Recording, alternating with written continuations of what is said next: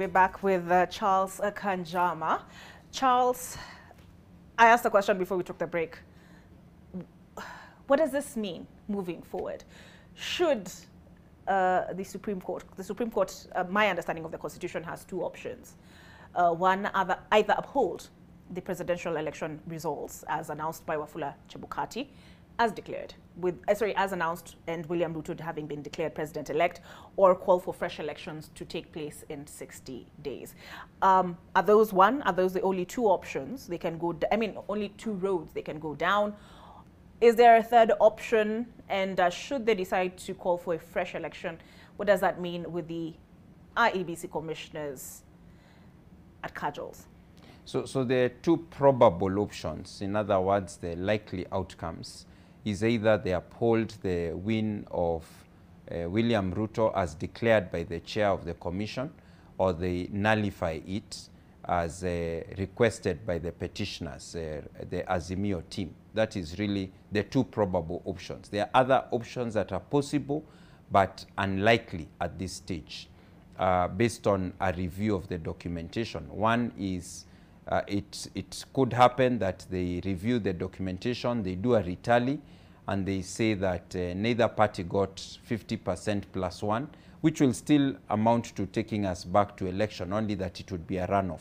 They could also do a recount and retally and say that we are convinced that Raila Odinga won and declare him the president-elect. But that is unlikely based on the contents of the petition that has been filed by Raila Odinga. Not the prayer, but the contents, because they are challenging the credibility of the entire election process. The dissenting commissioners are also now questioning several things that happened before the last 6 hours, because as observers we had the idea that the split between the commissioners was in the last 6 hours.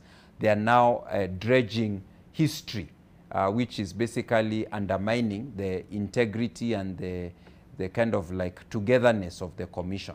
So what would happen if the court was to declare that we need to have either a repeat election or a runoff election? We have only 60 days. And I believe that the Supreme Court judges, if they were to make a declaration to go for a repeat or runoff election, would have to give what we call consequential directions or guidance on how this could be done. Because the Supreme Court judges are not blind to the fact that the commission is now irrevocably split. There's lack of confidence, not only among the commissioners, but the other stakeholders of the electoral process. I think also their confidence in the various commissioners has been drained. Azimio have openly said they don't trust Chebukati. They have put in place flyers and videos saying the people versus Chebukati. And I think with the allegations that Chebukati has made against the other 4 commissioners, Kenya Kwanza will not be trusting those 4 commissioners. So I think the current IEBC, as currently constituted, is fundamentally crippled. It cannot have the level of confidence required to carry out a repeat election in 60 days. So where does that leave us? As an observer.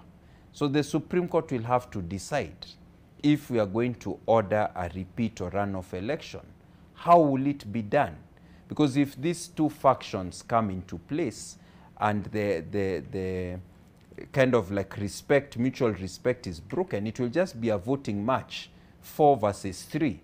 The chairman is part of the 3. He may not call for the meeting. The other 4, when the meeting happens, they'll just vote him down. So there'll be no confidence. There'll be leakage of information from the IEBC, even confidentiality, the ability to engage third parties. It's all destroyed. So allow me to say this, that when you have close elections, vulnerability of institutions sometimes becomes exposed. And no institution is so perfectly strong that it can withstand all kinds of forces.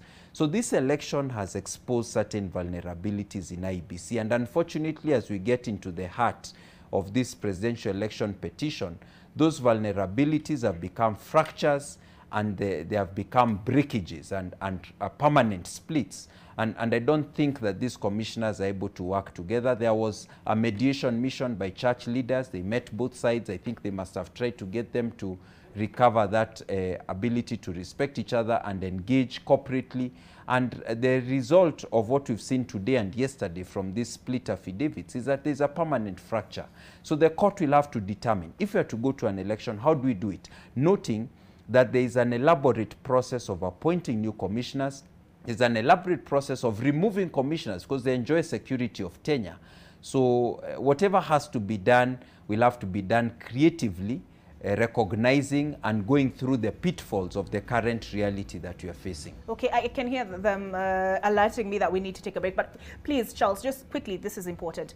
Can the Supreme Court extend that 60-day period for fresh elections to allow the reconstitution of IEBC? And second, I heard you mention this, I just need you to clarify it, or can in the alternative declare Raila Odinga as having been the one who won on the basis of a recount, on the basis of the documentation before them? The Supreme Court has previously said that constitutional timelines are fixed, cannot be extended, I guess unless it's a state of emergency. So the answer is that most likely not. They will not extend the timeline.